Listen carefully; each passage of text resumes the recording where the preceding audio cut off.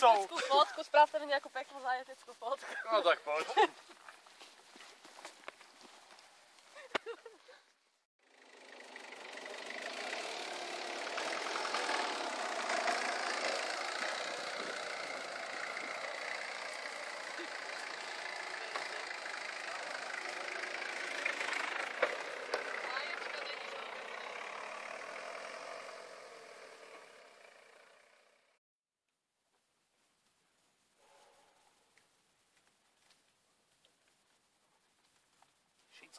Šicko sem. Sem to ide, šicko tam. Nafilmuj moju ofinu, tak ja som ani nevidel, že mám takú ofinu, pozri.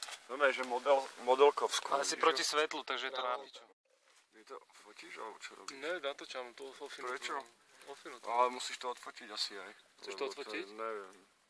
Neviem, čo chcem vlastne.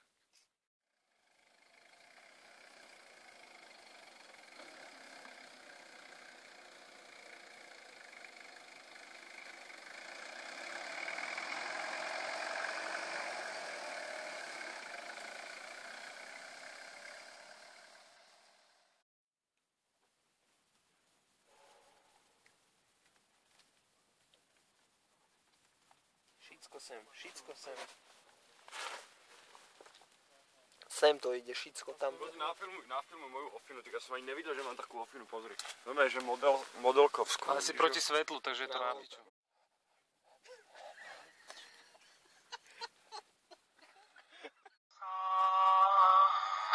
Láskavý Otče, tvoj jednorodený syn prišiel medzi nás ako pravý človek a bol nám navonok podobný. Daj prosíme, aby sme sa s pomocou jeho milosti vnútorne stali podobnými jemu. Lebo on je Boh a ste Boží a kráľuje v jednote s Duchom Svätým po všetky veky vekov.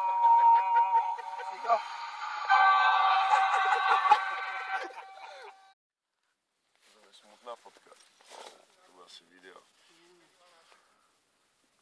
Dokud chceme vidieť aj v tom HD kvalite. Tak...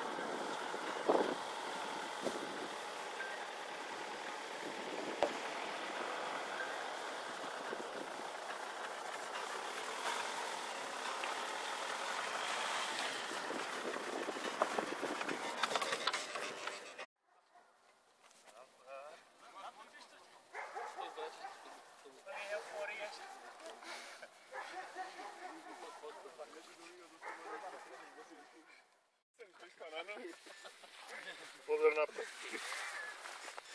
Výborne. Hej, a napokon... No, teď si tam našiel ten zip, víš, jak papír 11. Takže... Ale abych sa vzdal. Poté dopadlo, to musím povedať. Už keby som videl, že majú ten zájazd, radšej sa straním sám. Na trojku, ne? Dá sa povedať. V podstate ste to zvládali tie úlohy, akurát nie v tých časových rezervách, teda nie v tých časových limitoch, ktoré boli vlastne, boli naddimenzované, aby sa to stíhalo a bolo tam aj urobené, že keby nie vrtuľník nemal prísť, to už ste sa asi dopočuli.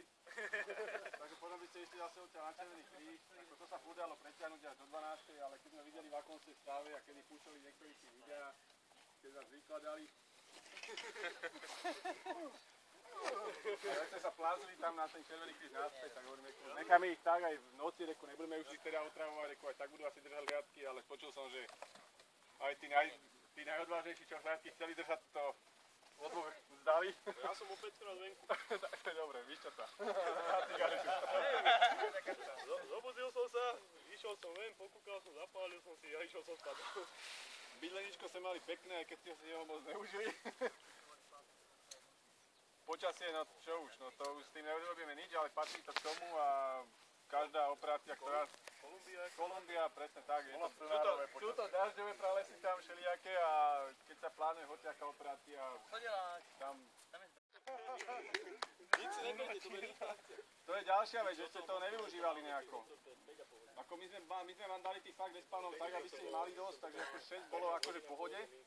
Dalo sa využívať aj ako bonusové, že mohli ste si kľudne minúť aj 2-3 na nejakú prepravu niekam, lebo v podstate od toho vrtuľníka by ste aj tak išli všetci na jeden život, keby sme vás naháňali. To malo byť vlastne v štýle filmu Slzy slnka. Tam ubehli pomaly 60 kilákov na hranicu.